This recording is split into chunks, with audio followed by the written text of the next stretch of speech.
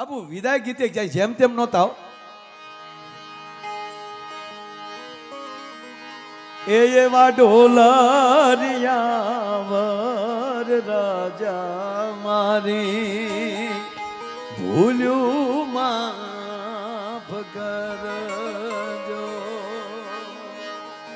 ભૂલ્યું જો હશે તો એ અમે ખોળો પાથરી લેશું. એવા ઢોલરિયા વર રાજા મારી ભૂલ્યું માફ કરજો.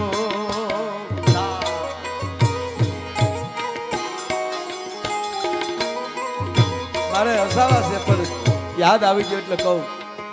બાપુ અહીંયા હિરણ આંખે નથી ને એટલે કવિ દાદ યાદ આવ્યા. કવિ દાદ બાપુ કહે છે કે એક મારા મિત્રના મારા સ્નેહીની દીકરીના લગ્ન, અને એ લગ્નમાં હું ગયો. કવિ દાદ યાદી કરે પદ્મશ્રી દાદ બાપુ.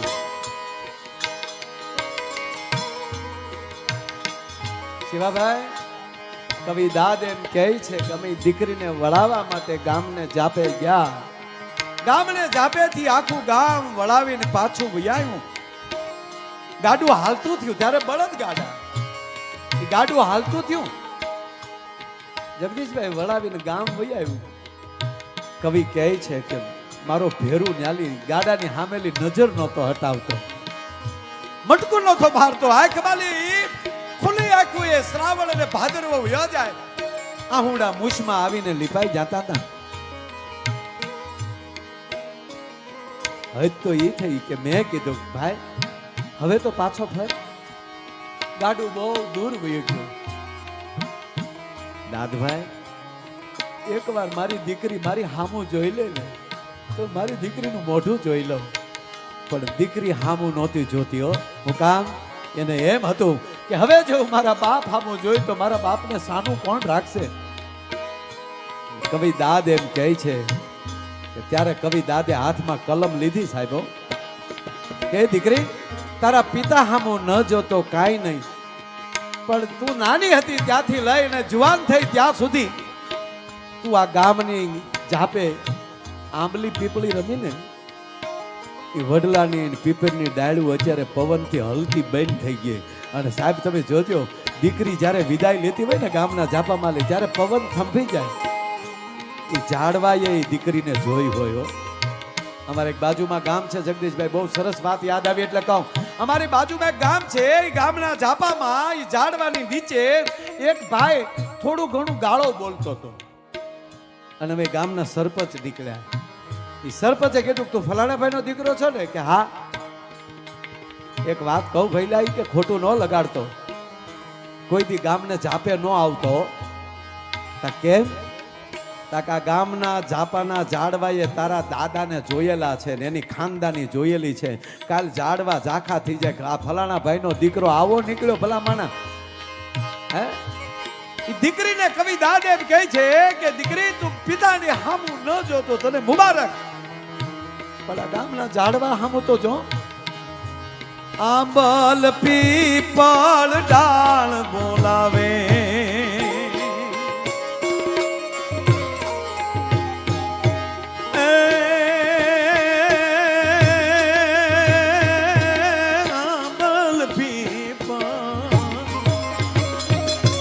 આંબલ પીપળ ડાળ બોલાવે.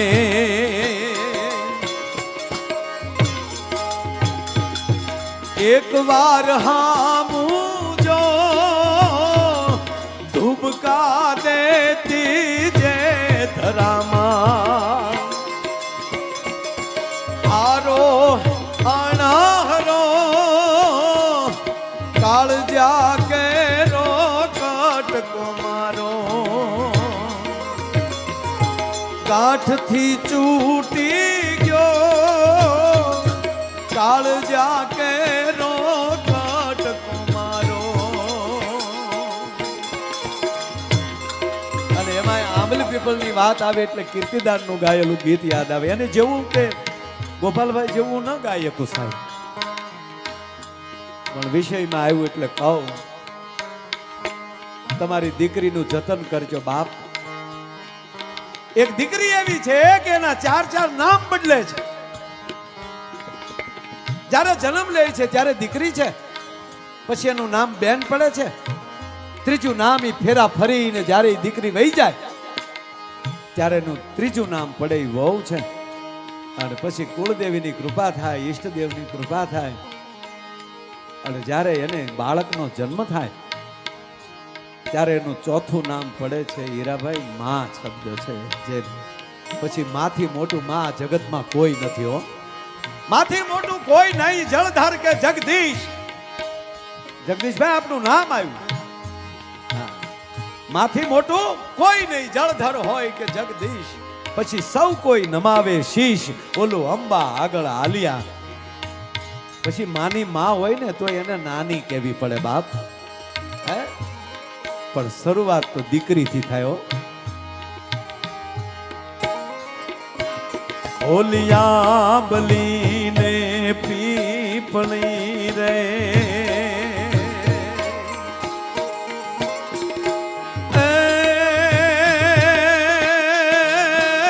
ઓલિયા બલીને પીપળી રે જોશે તારી વાટ રે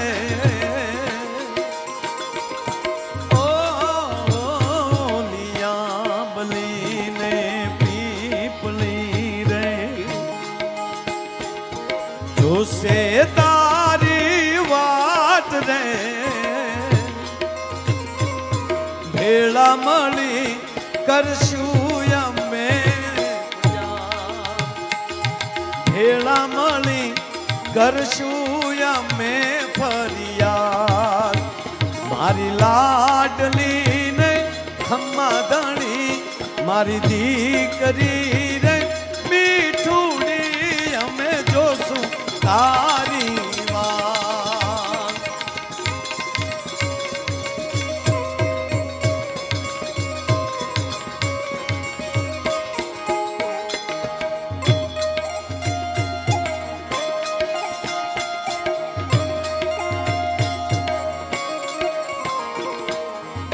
ક્યાં વાગ્યો?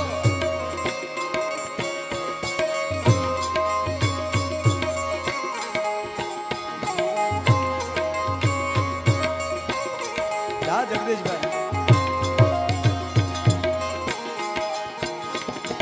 ઓરે ઓ પારે વડા તો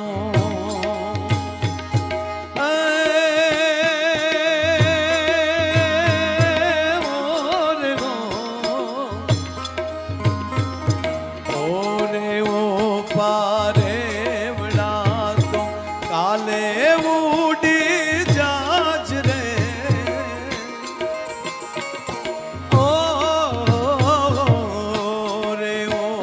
પારેવડા તું કાલે ઉડી જાજ રે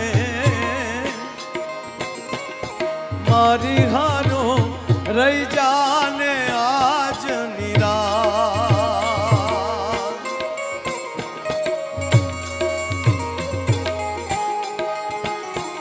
એ મારી હારો રહી જાને આજ નિરાત મારી લાડલીને ખમ્મા ધણી મારી દીકરી રે મીઠુડી અમે જોશું તારી વાત. એ ખમ્મા ધણી તને ખમ્મા ધણી મારી લાડકડીને ધણી ખમ્મા. એ ખમ્મા ધણી તને ખમ્મા ધણી મારી લાડકડીને ઘણી ખમા મારી લાડકડીને ઘણી ખમા મારી લાડકડીને ઘણી ખમા.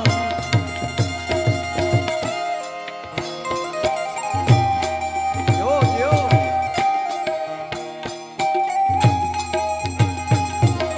આ માસ્ટર આ બાબુભાઈ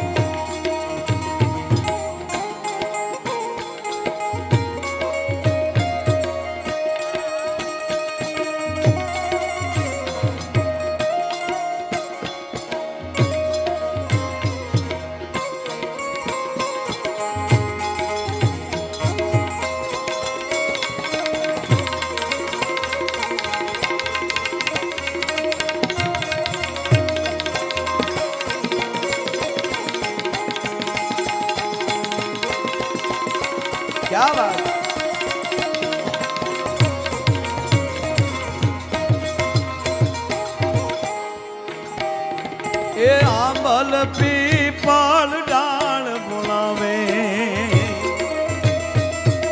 એક વાર હામું જો ધુબકા દેતી જે ધરામાં આરો અણહરો કાળજા કેરો કટકો મારો કાઠથી ચૂટી ગયો કાળજા કેરો કટકો મારો.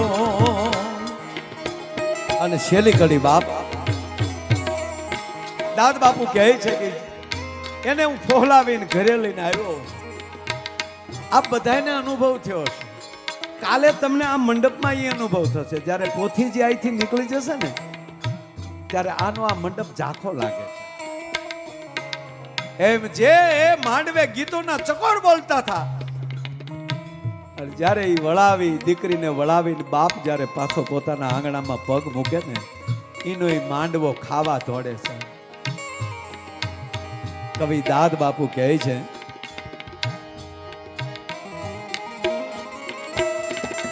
લૂંટાઈ ગયો મારો લાડ ખજાનો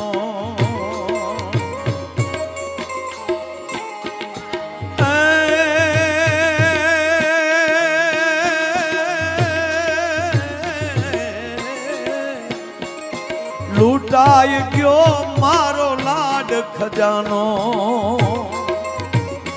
ઘરમાલી જાણે કોકે ખાતર પાડ્યું હોય સાહેબ. જિંદગી ભરની સંપત્તિ કોક લૂંટીને વયો ગયો હોય એ નાની કહેવાય સાહેબ. બીજી અંદર એક હિંમત પડી હોય કે કાલ કોણી માળીને રળી લેશો. પણ આ તો લાડનો ખજાનો સંપત્તિનો ખજાનો નહીં. કવિ દાદ બાપુ કહે છે લૂંટાઈ ગયો મારો લાડ ખજાનો. કવિ દાદ કે જો તોર્યો લૂંટાઈ ગયો મારો લાડ ખજાનો.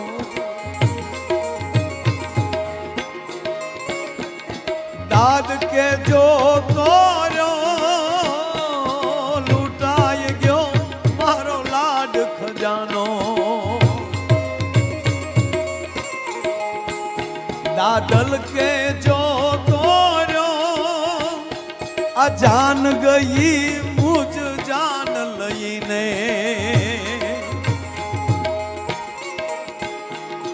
જાન ગઈ મુજ જાન લઈને સુનો માંડવડો કાળજા કેરો કાટકો મારો. કાઠથી ચૂટી જો કાળજા કેરો કાટકો મારો.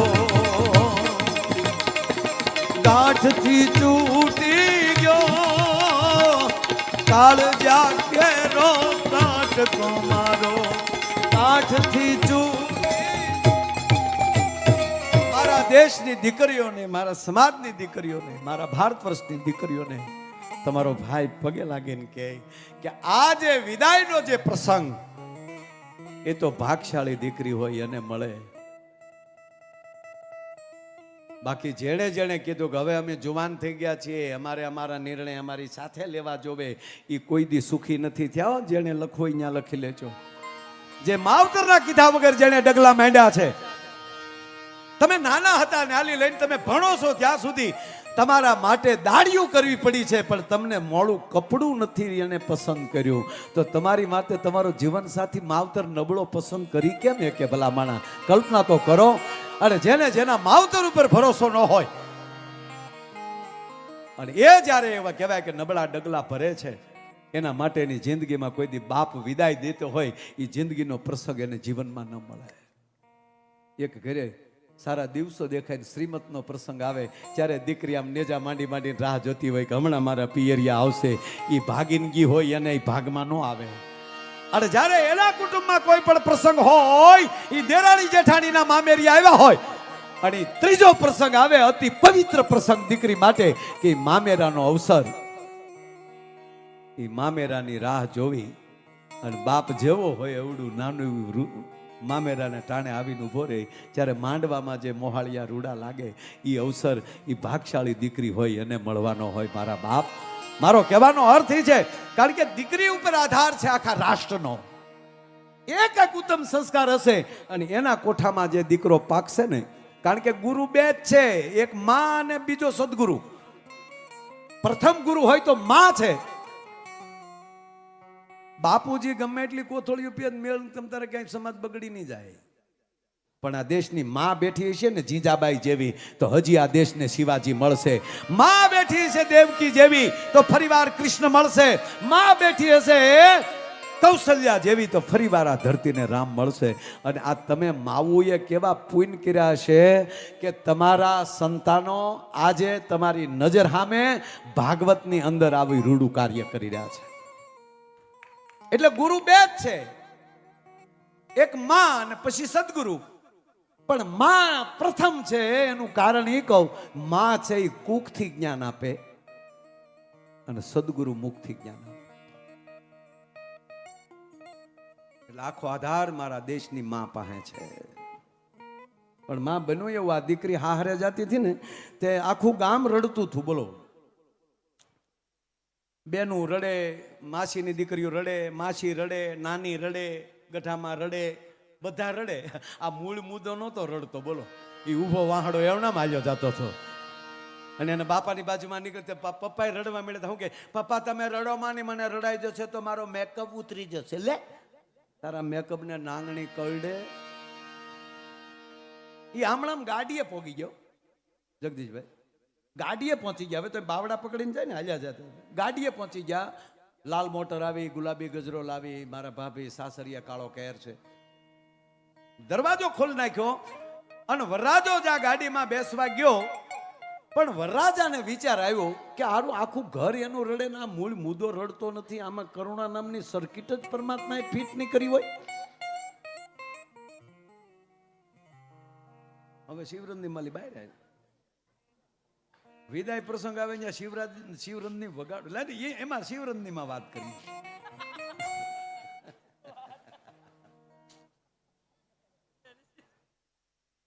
એટલે બોલો વરરાજાએ એની હાળીઓ રડતી હતી એ બાજુ જોયું અને મૂળ મુદ્દા સામું જોયું.